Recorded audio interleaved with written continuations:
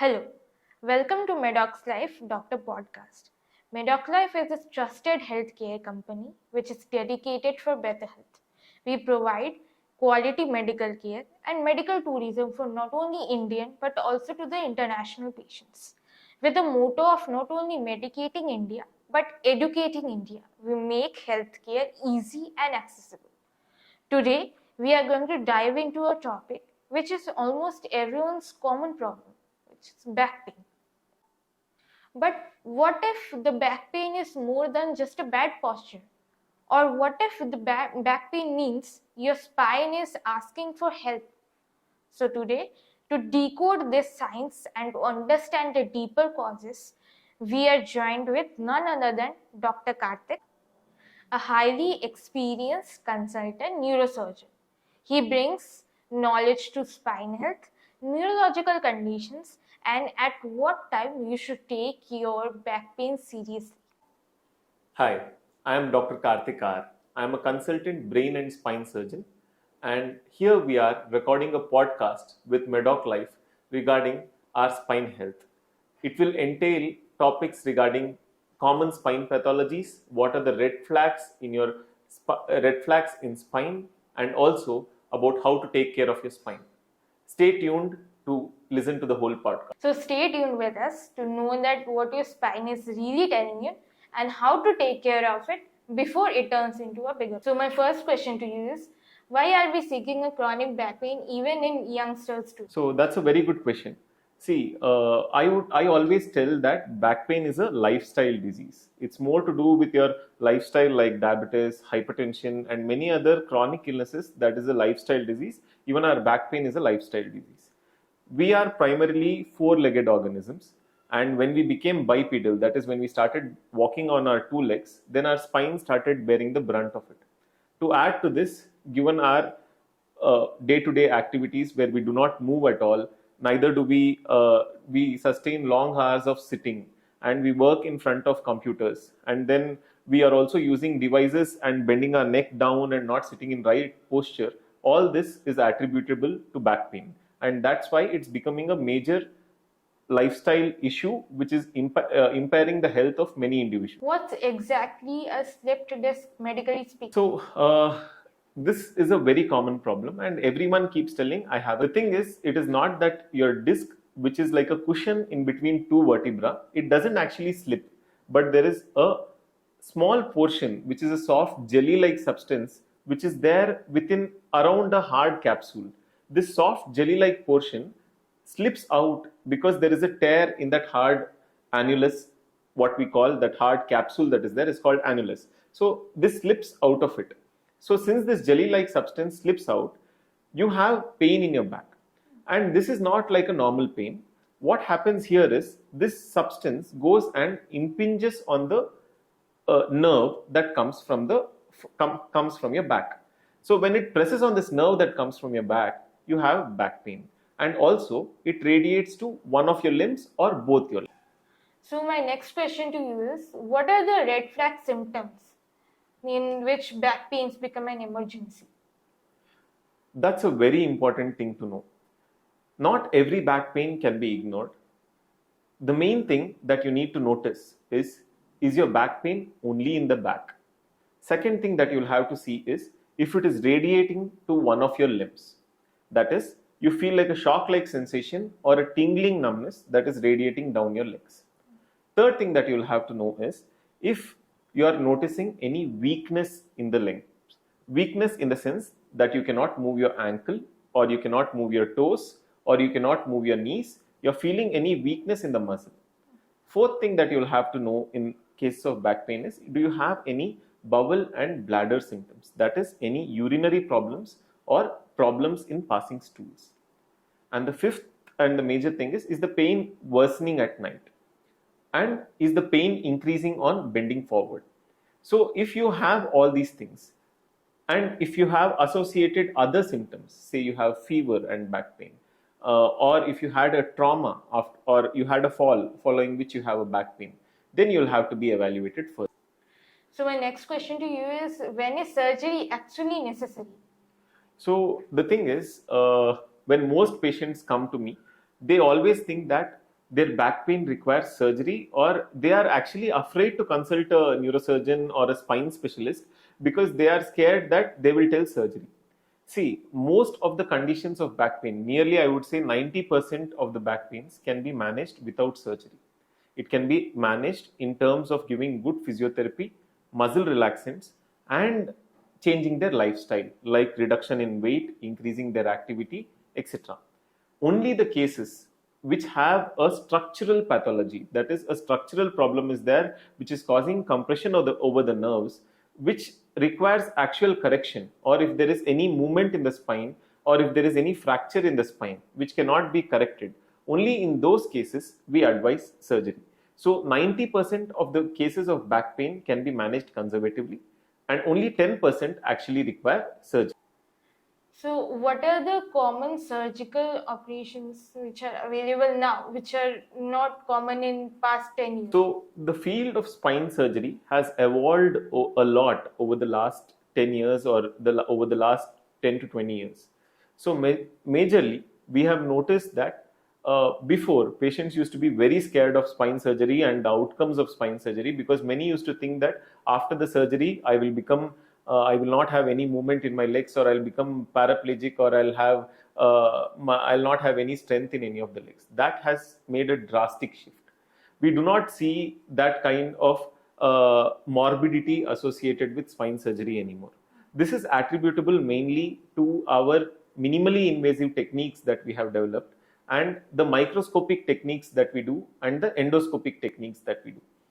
In this, we reduce the muscle damage, we reduce the bone damage, and we try to preserve the anatomy as much as possible. The field of spine surgery has evolved drastically over the past decade.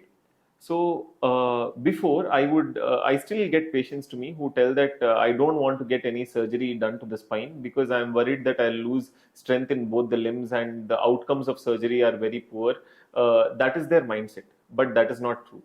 Over the past decade, we have developed so many new methods in the field of spine surgery that the morbidity has significantly reduced. This we have been able to achieve in terms of minimally invasive techniques where there is minimal muscle damage, endoscopic techniques, and microscopic techniques. All these techniques combined together make spine surgery quite safe. To add to this, we also use neuromonitoring in our surgeries, where we monitor in real time as to is there any damage to the nerves. So this makes the spine surgery relatively safe compared to the previous era where spine surgery was something everyone was feared about. So my next question is, what is the recovery timeline after a minimal lumbar disc surgery?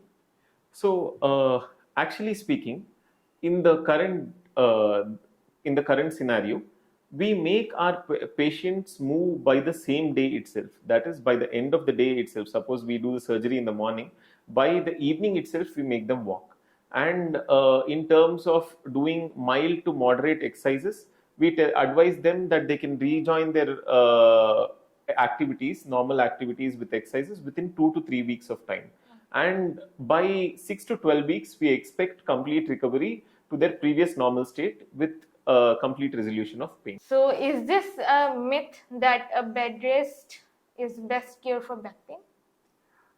Yeah, I would say yes.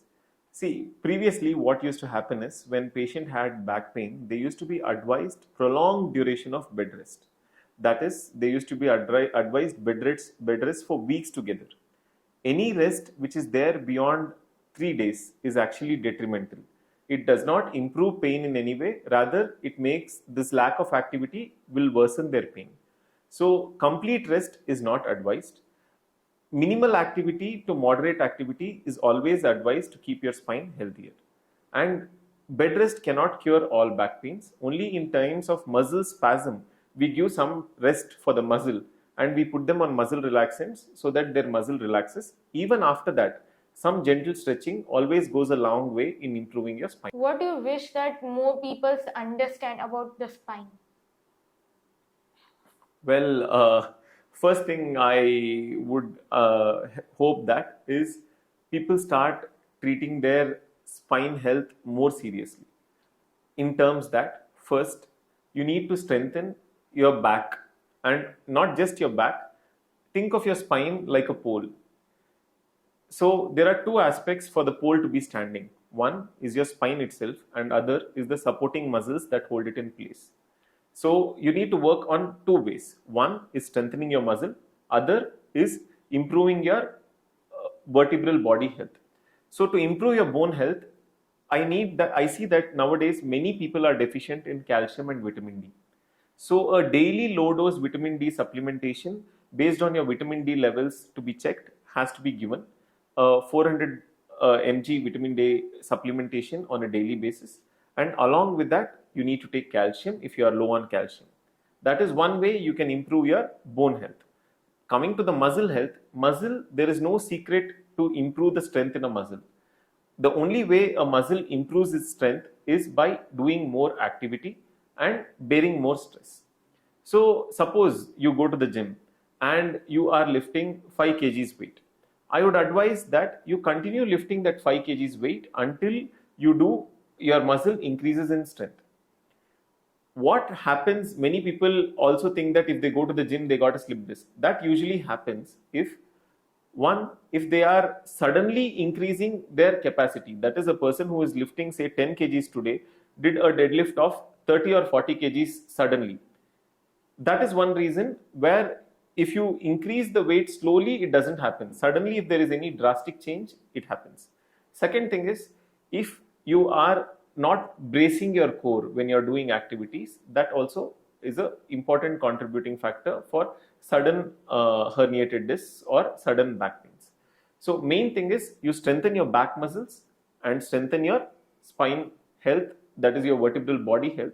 So these two factors go a long way in maintaining a good stable spine. There is, as I had previously mentioned, sitting is the new smoking. Clocking in at least 10,000 steps a day will go a long way in maintaining a good spine. So my next question to you is, are we just blaming postures too much, or is there something deeper going in our body? Well, yes, as I previously told, posture is just half of the picture. Okay, so if you are maintaining a bad posture, that gives you strained muscles. Those strained muscles further worsens your posture. So the first step is to try to maintain a proper posture consciously. But it's not just posture; it's also related to your activity. Your body is meant for movement. If you do not move enough, then definitely your spine health will deteriorate, or in general, your whole health also deteriorates. The next thing is in terms of maintaining strength in your muscles. As people age, they do not have a good proper tone in their muscles. This also worsens their back pain. The third thing, see, one of the very common things people do every time they look at their mobile, see, if you have a mobile in your hand, this is how you look at your mobile. So this itself, this posture puts undue stress on your neck and also the head, and maintaining your neck muscles go into strain. This is coupled with slouching. Whenever you sit, you either slouch front or you slouch back. These things add more pressure on the muscles, and also it puts more strain on the vertebral bodies and the discs, which causes it to herniate more. So my next question is, how do you personally know that when back pain is just a stiffness or something serious?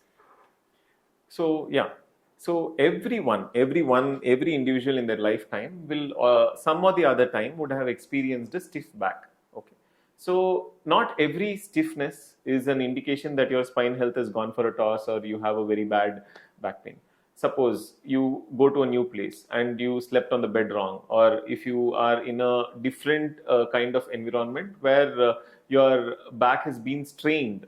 That is, strain happens when you overexert in doing some activity.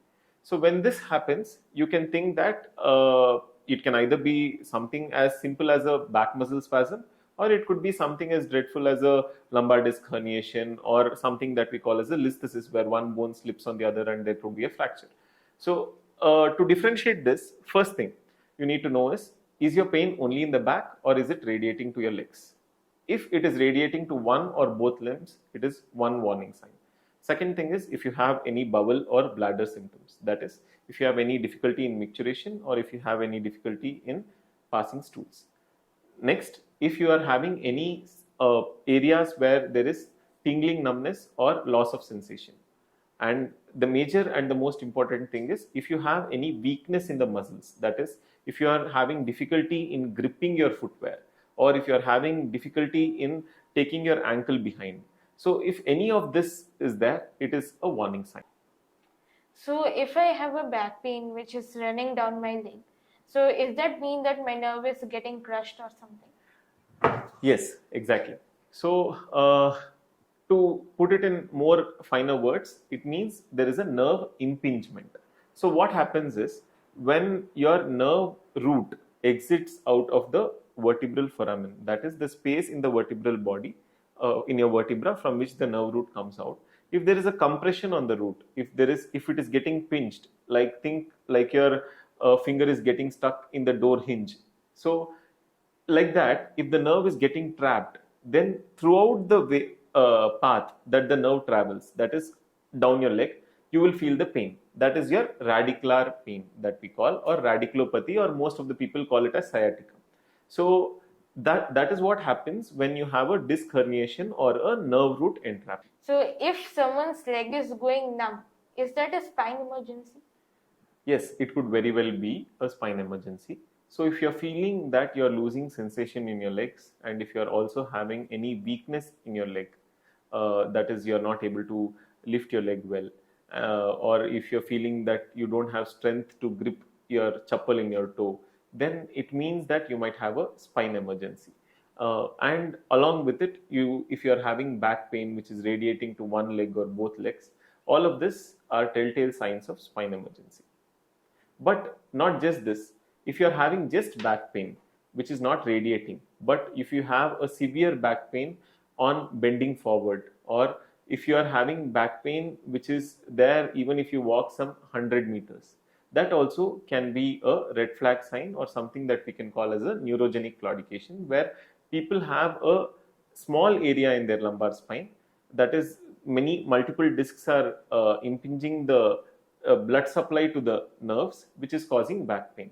So even you can have a localized back pain, that might also be a spine pathology that might have to be operated, or if it is radiating to your limbs, it is most probably a pathology that requires a further specialist review. So can people really lose their control on urination on stools because of disc problem? Yes, but it's a rare emergency. If there is a multiple level disc herniation in the lumbar area, which is compressing over multiple nerve roots, then you might face problems in passing urine or stools. So this is something that we call as a cauda equina syndrome. It is a surgical emergency and it has to be immediately dealt with. So if you are having back pain and along with it a radicular pain, and then you have sudden loss of control of your motion or motion or urination, it means that you have to consult a spine surgeon or a neurosurgeon immediately. So everyone talks about physiotherapy, but does it really work for disc surgery? So yeah, so when you ask it like that, physiotherapy does wonders. Okay, and in physiotherapy also there are multiple ways of doing physiotherapy. When most of the people are told to take physiotherapy, they take therapies in terms of getting IFT or getting ultrasound to relieve their pain. These therapies relieve pain, but also physiotherapy has a very important thing, that is back strengthening exercises. This is what people don't focus on. It is not that when we send you for physiotherapy, you are expected to just take these modalities where you are put into where you are given IFT or something. It is you who do the physiotherapy. It is not the physiotherapist who does the physiotherapy. It is your role. That is, you have to do a daily physiotherapy so that your back muscles are strengthened. So there are a set of back strengthening exercises which your physiotherapist will teach you, and those exercises has to be done in a graded manner so that your muscles are strengthened. So now think of your spine like a pole. Suppose your spine has a pathology and you cannot strengthen the pole, then what you do is the strings that hold the pole, you strengthen those strings. Those are your muscles. So by strengthening the muscles, you can strengthen the spine itself, and the posture and the weight bearing gets distributed from the spine to the muscles. So it is very important to do back strengthening exercises which will improve your muscle strength. Do you think that people are making their back pain worse by getting scared of coming in and Yeah, that's something that I encounter every day. So most of them would have had back pain for years, and then until it is the last moment where they are having such severe pain that they cannot tolerate it anymore, they come to a neurosurgeon or a spine surgeon.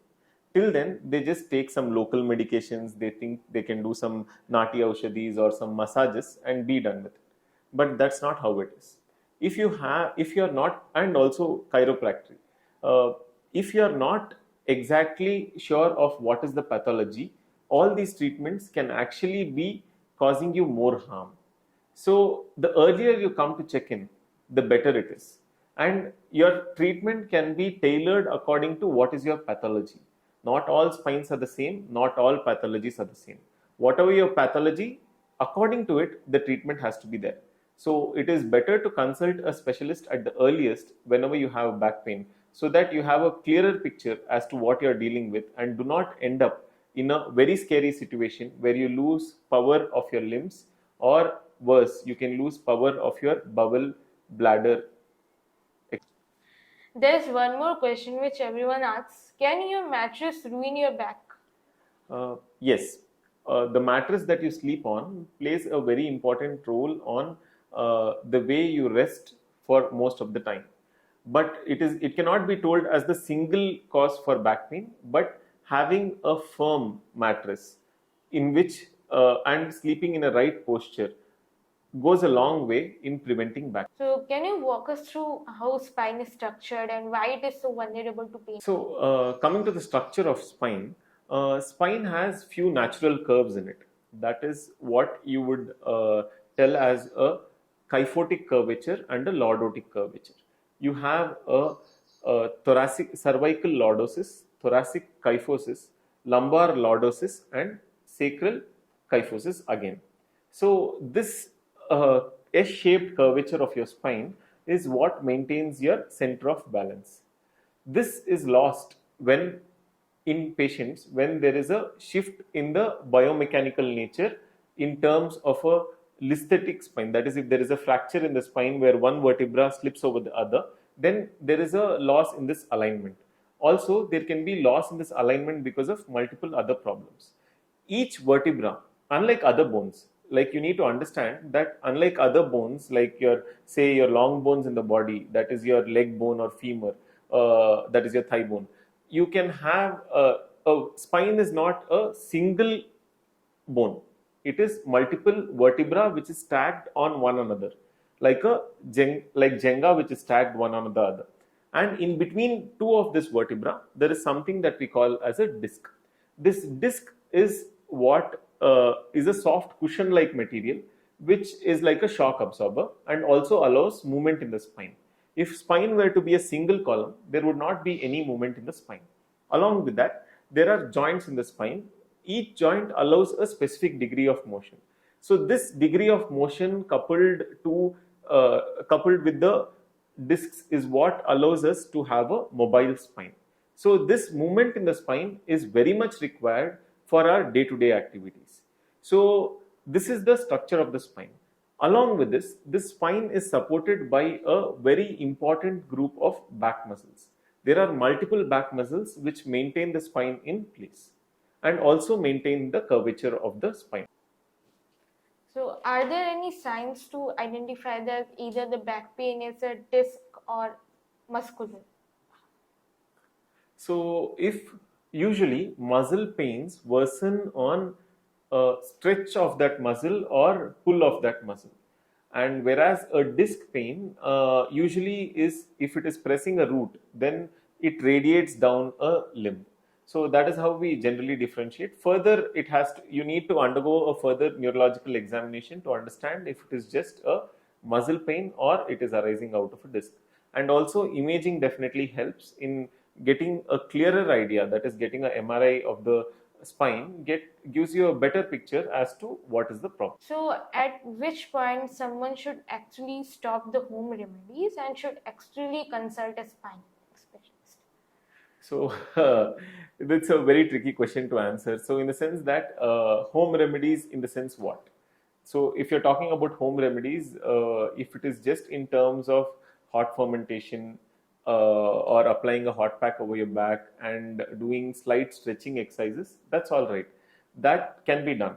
But in terms of application of local irritants, some people apply various irritants on the back, or if you're doing other things, that the people take some Ayurvedic medicine, so-called Ayurvedic medicines, or if they are going for some massage or some chiropractic, before any of that, they should consult a spine specialist before jumping into any of this, because I have personally seen people worsen with all these other form of therapies, because if it is some pathology which does not respond to this, and if the person who is performing it does not have the knowledge of what he is doing, the massage therapist or someone does not understand what is the problem, then it can definitely worsen these conditions.